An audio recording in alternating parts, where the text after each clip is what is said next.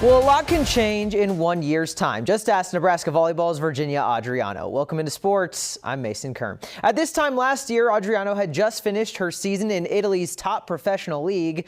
Fast forward 365 days, and she's entering her second college volleyball season in the United States at Nebraska. Adriano didn't go through spring ball with the Huskers last spring. She wasn't even signed until May. After making the Big Ten All-Freshman team last year, Adriano just went through her first beach season with the program and now gets a full spring before taking on her sophomore campaign.